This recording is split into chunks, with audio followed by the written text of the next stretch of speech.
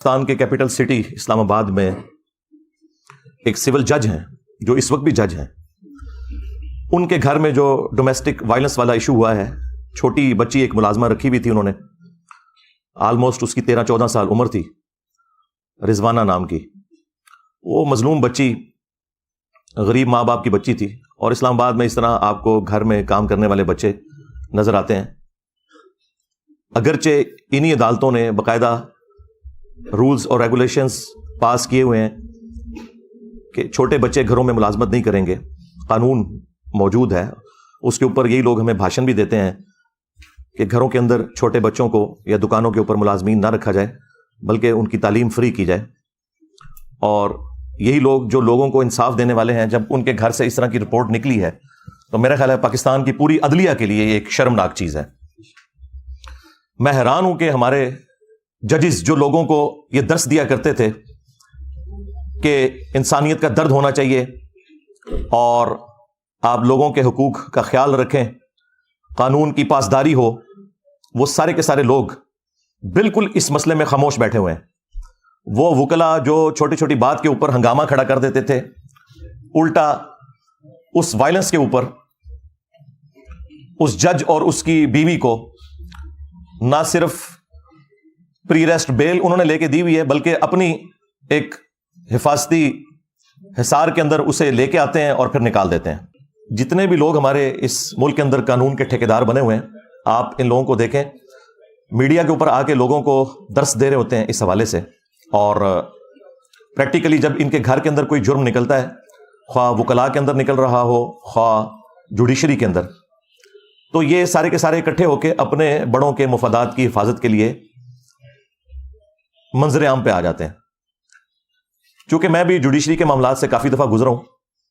اب وہ جو جج کی بیوی ہے جو مجرمہ بتائی جا رہی ہے، حالانکہ وہ جج بھی مجرم ہے کہ اس کے گھر کے اندر یہ سب کچھ ہو رہا تھا، وہ اپنی ڈیوٹی اسی طریقے سے پوری کر رہا ہے.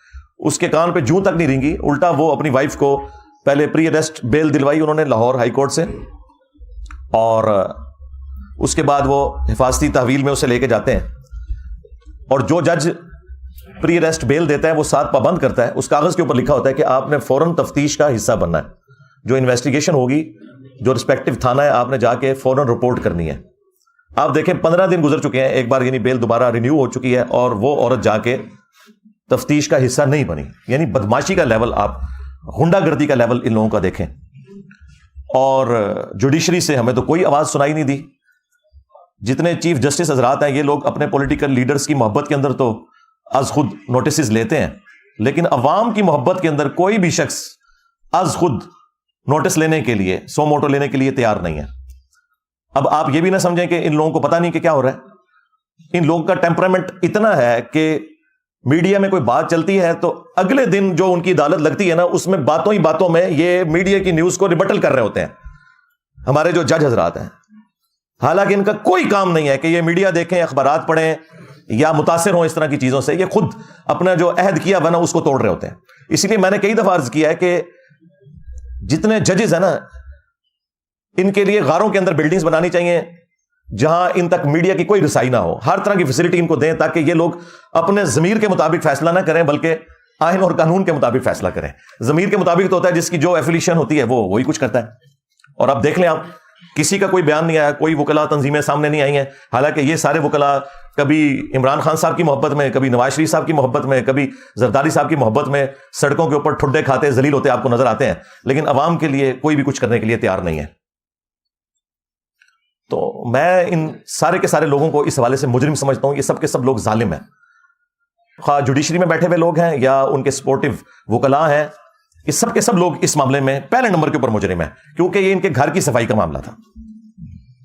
اتنا بڑا ظلم ہوا ہے اور روزانہ خبر بھی چل رہی ہے. وہ بچی زندگی موت کی کشمکش میں ہے، وہ بڑی مشکل سے ریکوری کی طرف جا رہی ہے، ابھی بھی کوئی چانسز نہیں ہے. اور آپ دیکھیں ظلم کی انتہا، اس کی ہڈی پسلی انہوں نے توڑی اور وہ اس کو بینڈیج بھی نہیں کروایا. وہ بیچاری کی ہڈیاں ٹیڑھی جڑ گئی ہیں. سر میں جو زخم تھا اس میں کیڑے پڑ گئے اور اس کی وجہ سے پورے جسم کے اندر تعفن پھیل گیا. اس کے آپ دیکھیں چہرے کے اوپر، باقی جسم کے اوپر کس طرح نشانات. یعنی جس کی اپنی اولاد ہے وہ دیکھ کے تو تڑپ اٹھتا ہے. یہ جانور ہیں یہ لوگ اوپر جو بیٹھے ہوئے. تو سب سے بڑے مجرم اس میں وہ لوگ ہیں کہ جو اس ادارے کے کسٹوڈین ہے، جوڈیشری کے چیف جسٹس اللہ تعالیٰ کی بارگاہ میں سب سے پہلے مجرم ہے. اس کے بعد پرائم منسٹر، جن لوگوں کو صرف شیروانیاں پہننے کا شوق ہوتا ہے، اور اس کے بعد آرمی چیف بھی اس میں انوالو ہے، ان کا بھی یہ کام ہے کہ اس معاملے کا نوٹس لیں۔ دوسری طرف ان لوگوں کے اداروں کے بارے میں کوئی بات کر دیں تو کبھی جو ہے وہ غداری کا فتویٰ لگ جاتا ہے، کبھی توہین مذہب کا الزام لگا کے اپنا غصہ نکالتے ہیں، لیکن عوام کے لیے تو کوئی بھی کھڑا ہونے کے لیے تیار نہیں ہے۔ اسی لیے دیکھیں قرآن پاک میں اللہ تعالیٰ نے فرمایا لعنت اللہ علی الظالمین، ظالموں پر اللہ کی لعنت ہے۔ لعنت کا مطلب آپ کو پتا ہے کیا؟ اللہ کی رحمت سے دور۔ جب آپ کسی کے اوپر لعنت بھیجتے ہیں تو اس کا مطلب یہ ہے کہ وہ شخص اللہ کی رحمت سے دور ہے۔ پھر اللہ تعالیٰ نے قرآن حکیم میں یہاں تک فرمایا کہ تم نے عدل و انصاف کے لیے کھڑے ہونا ہے، خواہ تمہیں اپنے خلاف گواہی دینی پڑ جائے، اپنے قریبی رشتہ داروں کے خلاف گواہی دینی پڑ جائے، تم نے انصاف کے لیے کھڑے ہونا ہے۔ یہ مسلمان کی پہچان ہے۔ بخاری اور مسلم دونوں کے اندر حدیث موجود ہے، تم میں سے ہر شخص نگہبان ہے اور اس سے اس کی رعیت کے بارے میں پوچھا جائے گا۔ پھر نبی الاسلام نے اسے کھولا کہ حکمران اپنی رعایا کے اوپر نگہبان ہے، اگر اس نے انصاف نہ کیا تو اس سے پوچھا جائے گا۔ ایک خامند اپنی بیوی اور بچوں کے اوپر نگہبان ہے، ایک عورت اپنے خامند کے مال اور اس کے بچوں کے اوپر نگہبان ہے۔ بخاری اور مسلم میں ایک اور حدیث ہے کہ بدترین گڈریا وہ ہے، جس طرح گڈریا ہوتا ہے نا بھیڑوں کو سنبھالنے کے لیے، بدترین گڈریا وہ ہے جو کسی قوم کا حکمران ہو، اگر اس نے انصاف نہ کیا تو وہ جنت کی خوشبو بھی نہیں پائے گا۔ جی، ان لوگوں کو صرف فیسلٹیز اویل کرنے کا شوق ہوتا ہے، انہیں یہ پتا نہیں ہے کہ یہ جتنی بڑی پوسٹوں پہ بیٹھنے والے لوگ ہیں انہوں نے اپنے اوپر جہنم واجب کروا لی ہوئی ہے۔ اگر یہ گمنامی کی زندگی مر جاتے ہیں نا کسی فٹ پاتھ کے اوپر تو شاید ان کے کو بچنے کے چانسز تھے۔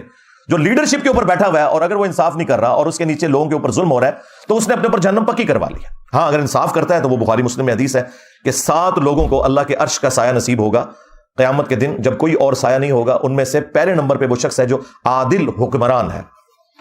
وہ پھر فضیلت اپنی جگہ ہے، لیکن یہ فضائل تبھی حاصل ہوں گے جب اپنے معاملات کو آپ صحیح طریقے سے لے کے چلیں گے۔ اور اس میں آپ صرف بڑوں کو، حکمرانوں کو سنگل آؤٹ نہ کریں، ہر مسلمان کے لیے ہے۔ صحیح بخاری اور صحیح مسلم کے اندر حدیث موجود ہے، مسلمان وہ ہے کہ جس کے ہاتھ اور زبان سے دوسرے مسلمان محفوظ رہیں۔ ایک اور حدیث ہے بخاری اور مسلم میں، تم میں سے کوئی شخص اس وقت تک مؤمن ہی نہیں ہو سکتا جب تک کہ اپنے بھائی کے لیے بھی وہی چیز پسند نہ کرے جو اپنے لیے کرتا ہے۔ کیا یہ لوگ پسند کریں گے کہ ان کے بچوں کے ساتھ یہ ہو رہا ہو جو دوسروں کے بچوں کے ساتھ یہ کرتے ہیں، یہ کرتے ہوئے دیکھتے ہیں اور گونگے شیطان بنے رہتے ہیں؟ ہمارا دین تو ہمیں یہ سکھاتا تھا کہ بخاری اور مسلم دونوں میں حدیث ہے کہ مسلمان ایک جسم کی مانند ہے، جسم کے کسی حصے میں تکلیف ہوتی ہے تو پورا جسم اس تکلیف کو محسوس کرتا ہے۔ نبی الاسلام نے یعنی اس میں فرمایا کہ باہمی اخوت، محبت اور بھائی چارے میں ایک جسم کی مانند ہے۔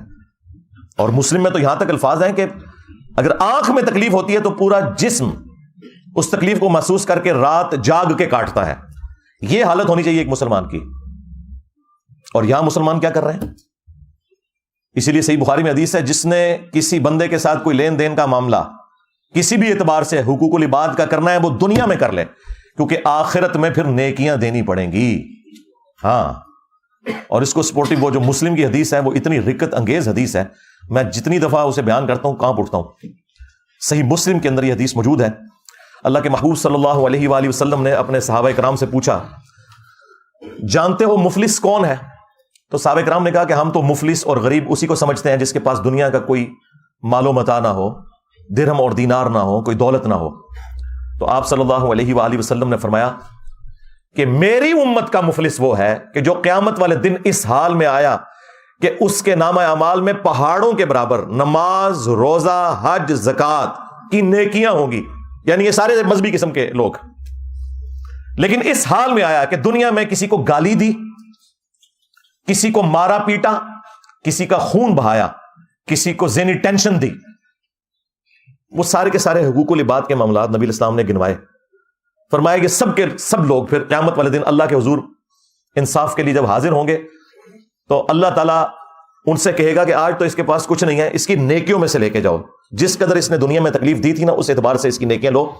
حتیٰ کہ اللہ کے محبوب صلی اللہ علیہ وآلہ وسلم فرماتے ہیں کہ اس کا نام اعمال خالی ہو جائے گا۔ ہاں جی، نماز، روزہ، حج، زکوٰۃ جس کے اوپر یہ لوگ اتراتے ہیں، حرام خوریاں کرتے ہیں، ملاوٹ والا مال بیچتے ہیں، اور رمضان شریف میں خانہ کعبہ شریف کے صحن میں مسجد نبوی کے اندر اعتکاف کی پہلے بکنگ کروائی ہوئی ہوتی ہے۔ لعنت ہے تمہارے روزوں اور نمازوں کے اوپر۔ اگر تم حرام خوریاں کر رہے ہو تو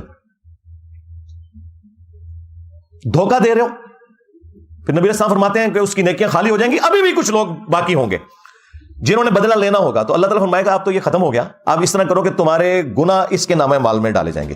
سرکار یہ صحیح مسلم شریف ہے, مولانا شریف نہیں ہے. اور پھر اسے اوندھا منہ کر کے جہنم میں پھینک دیا جائے گا. وَلِعَوْذُ بِاللَّهِ تَعَالَى اللَّهُمَّ أَجِرْنَا مِنَ النَّارِ آمین. تو یہ اسلام کی تعلیمات صرف ہماری کتابوں میں لکھی رہ گئیں, پریکٹیکلی نہ ہمیں بتانے والوں نے عمل کیا, اور نہ وہ پبلک جو عشق رسول کے نعرے لگانے والی تھی اس نے عمل کیا. ہاں, آپ نے پریکٹیکلی انسانیت کی قدر دیکھنی ہے تو ان ملکوں میں دیکھیں جنہیں آپ کافر ملک کہتے ہیں, وہاں تو جانوروں کی بھی قدر ہے. جنتی پھر بھی تسی جانا ہے, پتہ لگ جائے گا کتنے جاندے ہو تسی.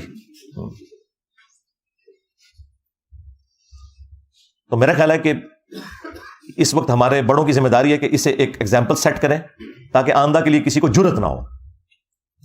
عوام کے لیے بھی کوئی سینسٹیو ہو نا, ہر کوئی اپنے ادارے کے لیے سینسٹیو نظر آتا ہے آپ کو, لیکن عوام کے لیے کوئی سینسٹیو نظر نہیں آئے گا آپ کو. اور سزا تو پھر آپ کو پتہ ہے سورۃ المائدہ میں اس طرح کے جو جرم کرنے والوں کے لیے کیا آئی ہے.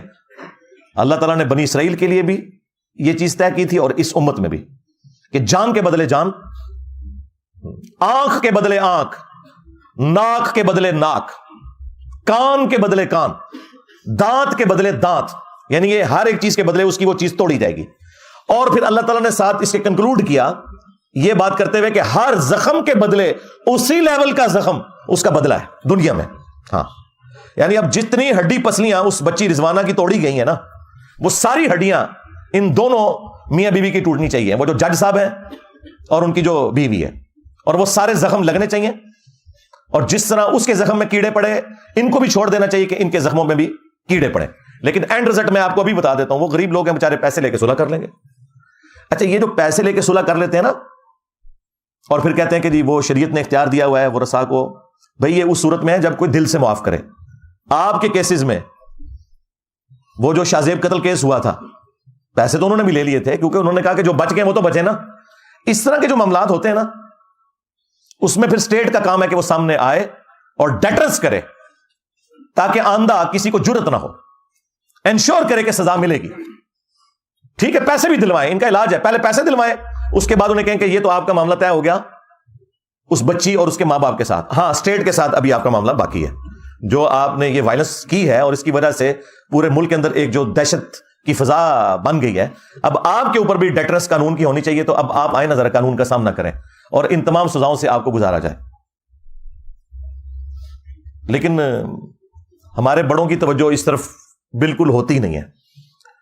جب تک یہ اپوزیشن میں بیٹھے ہوتے ہیں اس وقت تک آپ کو اتنے لمبے لمبے درس دیں گے, بھاشن دیں گے. جیسے حکومت میں آتے ہیں پھر اپنی سیٹ بچانے کے چکر میں ہر چیز کو اوور لک کرتے چلے جاتے ہیں.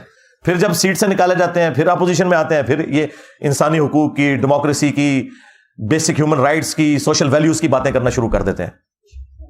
بس تقریریں کرنے کے لیے یہ لوگ جو ہیں وہ شیر ہیں. اور وہ بھی اس صورت میں جب یہ نکالے جاتے ہیں, جب سیٹ پہ بیٹھے ہوتے ہیں تو سانپ سونگا ہوتا ہے انہیں کہ بھئی یہ جو معاملات ہیں یہ اب آپ نے نہیں دیکھنے کہ آپ کے ساتھ اب آخرت میں کیا ہونے والا ہے, آپ کسی کو جواب دے نہیں ہو. اور اس میں میرا خیال ہے عوام الناس بھی مجرم ہے. ہمیں بھی چاہیے کہ جس طرح ہم بعض معاملات کو سوشل میڈیا کے اوپر ایک ہائپ کریٹ کرتے ہیں اپنے سیاست دانوں کی محبت کے اندر اور انہیں مسیحا ڈکلیئر کرتے ہوئے,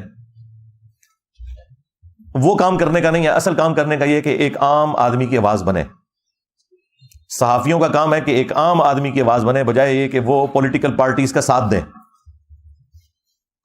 تو اس طرح کے معاملات کے اندر پھر آپ ذرا نظر رکھا کریں کون سے لوگ ہیں کہ جو واقعی اپ رائٹ لوگ ہیں اور اس طرح کے معاملات کو وہ اٹھاتے رہتے ہیں جب تک کہ کنکلوژن کی طرف نہ پہنچے. میں یعنی آپ کو دعوے سے کہتا ہوں اگر شاہ زیب خانزادہ نے شاہ زیب قتل کیس کو نہ اٹھایا ہوتا تو جتنی وہ تگڑی پارٹی تھی نا وہ کبھی بھی اسے سزا نہیں ہونی تھی. اس نے اس معاملے کو ٹھنڈا نہیں ہونے دیا. ابھی بھی میں دیکھتا ہوں وہ رات کو اینڈ پہ پھر وہ ایک چھوٹا سا نا جب پروگرام ختم کرنے لگتا ہے نا پھر وہ ایک کیس چلا دیتا ہے اس کا, یہ رضوانہ کیس جو چل رہا ہے. یہ باقی صحافیوں کو بھی چاہیے کہ اس طرح کے معاملات کو گود لے لیں اور روزانہ ڈسکس کریں, اول و آخر جسے کہتے ہیں نا ڈسکس کریں, مین بلٹن کے اندر بار بار اسے ڈسکس کریں. جس طرح میں اب دیکھ رہا ہوں کچھ میڈیا چینلز کر رہے ہیں, بہت اچھی چیز ہے اور یہ میڈیا کی برکات ہے کہ آپ کو یہ چیزیں پتہ چل رہی ہیں. ورنہ آپ کے بڑوں نے تو آپ کو بس اسی کھاتے میں رکھا ہوا تھا کہ فوج کا پالیٹکس میں کردار ہونا چاہیے یا نہیں ہونا چاہیے. ہاں عمران خان صاحب کو جیل جانا چاہیے کہ نہیں جانا چاہیے, نواز شریف صاحب کی سزائیں معاف ہونی چاہیے یا نہیں معاف ہونی چاہیے. بس آپ کو اس طرح کے معاملات کے اندر انہوں نے بزی رکھا ہوا ہے اور اصل جو معاملات ہیں اس سے نگاہ ہٹائی ہوئی ہے. تو میں نے یہ ضروری سمجھا, میں نے بڑا ٹھنڈا کر کے اس معاملے کو, میں فوراً کوئی ورڈکٹ نہیں دیتا اس لیے کہ بعض اوقات فیک نیوز بھی آ جاتی ہیں. ابھی بھی کچھ نیوز ایسی ہیں جو مارکیٹ میں چل رہی ہیں, لیکن میں ان کے اوپر اس لیے بات نہیں کر رہا کہ جب تک وہ معاملات کلیئر ہو کے سامنے نہیں آتے نا, اس وقت تک کوئی ورڈکٹ اختیار کرنا وہ پھر خام خواہ ایک غلط چیز کو فیم دینے والی بات ہوتی ہے. میں اشارتاً بات کر رہا ہوں, وہ انشاءاللہ تعالی جب معاملات میچور ہوں گے تو میں اس کے اوپر بھی کوئی نہ کوئی ورڈکٹ دوں گا.